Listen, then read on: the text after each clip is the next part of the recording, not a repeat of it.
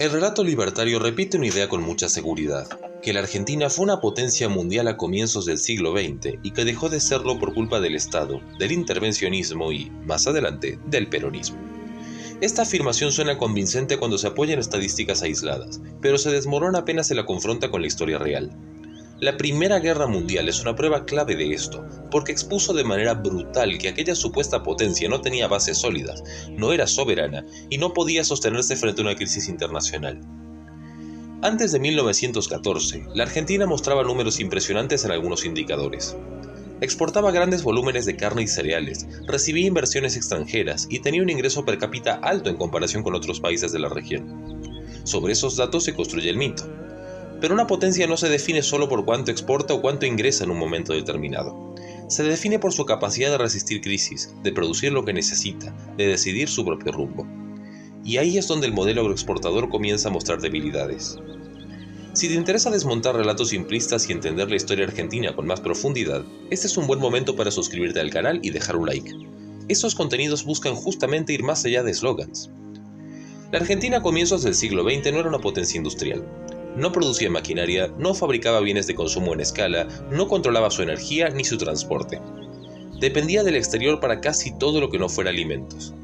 Su crecimiento estaba atado a un orden mundial muy específico, el del liberalismo clásico, con Inglaterra como potencia central y con mercados abiertos para los productos primarios. Mientras ese orden funcionó, la ilusión de prosperidad fue posible. Pero no era fortaleza, era dependencia. El país crecía, sí, pero de una manera extremadamente vulnerable. Bastó que el mundo entrara en guerra para que esa fragilidad quedara expuesta. Cuando estalla la Primera Guerra Mundial, el comercio internacional se desorganiza. Los barcos dejan de circular con normalidad, los seguros se disparan, los países industriales concentran su producción en el esfuerzo bélico. Inglaterra deja de ser el gran proveedor de bienes manufacturados. La Argentina, que importaba desde textiles hasta carbón, desde medicamentos hasta repuestos industriales, empieza a sufrir desabastecimiento. Acá aparece la primera gran pregunta incómoda para el relato libertario. ¿Cómo puede ser una potencia un país que no puede abastecer a su propia población cuando se corta el comercio exterior? La respuesta es simple, no lo era. Era un país rico en exportaciones, pero pobre en capacidades productivas. La guerra genera inflación, escasez y caída del salario real. No porque el Estado interviniera demasiado, sino porque el mercado internacional dejó de funcionar como antes. El liberalismo prometía eficiencia automática, pero cuando el mundo se desordena, esa promesa se evapora. No hay mano invisible que garantice alimentos, energía o bienes básicos. El Estado argentino, incluso siendo liberal, se ve obligado a intervenir. Controla precios, regula importaciones, toma medidas de emergencia. No lo hace por convicción ideológica, sino porque la realidad lo empuja a ello. Eso es importante.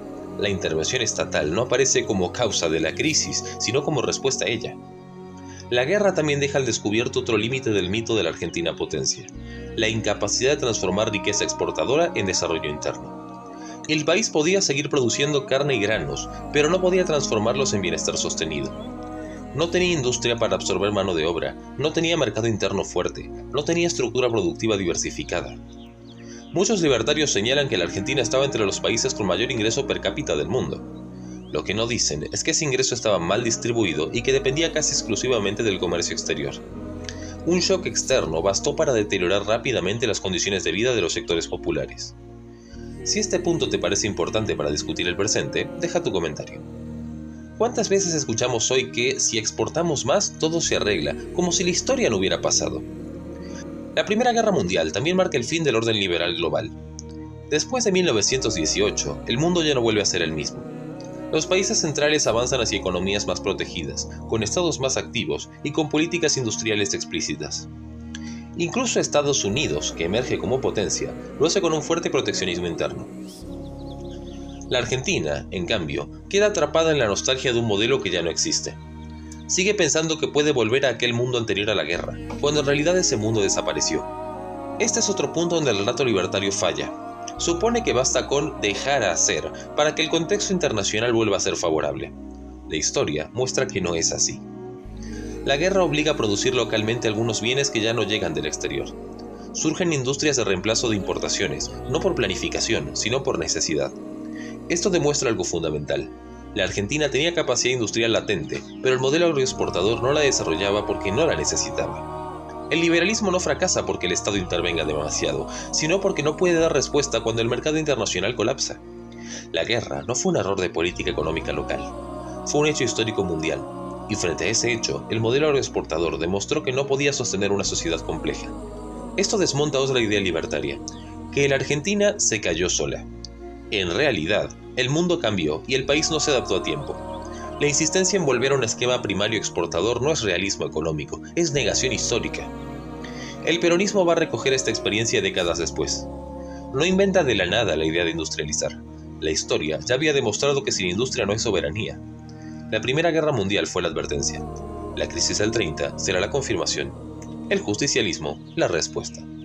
La diferencia clave es que el peronismo no propone industrializar solo para exportar más, sino para integrar socialmente, para generar trabajo, fortalecer el mercado interno y reducir la dependencia externa. Donde el liberalismo veía números, el peronismo vio pueblo. La Argentina, potencia del relato libertario, nunca resolvió la cuestión social. Nunca integró plenamente a los trabajadores. Nunca construyó una economía capaz de sostenerse sin tutela externa. Fue una potencia en los papeles, no en la realidad. Hoy, cuando se vuelve a proponer el mismo camino, conviene recordar esta historia. Cada vez que se promete que el mercado mundial nos va a salvar, la Primera Guerra Mundial nos recuerda lo contrario. El mundo no es ni estable, ni justo, ni previsible, y los países que no desarrollan capacidades propias pagan el precio. Si este enfoque te resulta útil para discutir el presente con argumentos históricos y no con consignas vacías, te invito a suscribirte y dejar un like. Este canal busca dar herramientas, no repetir mitos. La guerra mostró que exportar mucho no equivale a ser desarrollado, que depender del exterior es una debilidad, no una virtud, que el Estado no es el problema cuando la crisis viene de afuera, sino una parte necesaria de la solución. La Argentina no dejó de ser una potencia porque se industrializó o porque amplió derechos. Nunca fue una potencia en el sentido pleno del término. Fue un país próspero dentro de un orden mundial específico y extremadamente vulnerable fuera de él. Entender esto es clave para no repetir errores. El desarrollo no se logra mirando al pasado con nostalgia, sino aprendiendo de sus límites. La Primera Guerra Mundial fue el momento en que quedó claro que el modelo agroexportador no alcanzaba. Si querés seguir profundizando en esta línea, deja tu comentario y contame qué otros mitos económicos te gustaría que desmontemos históricamente. Y por última vez, ya sabes, suscríbete, deja un like y compartí el video si te pareció valioso. La historia no condena, pero advierte.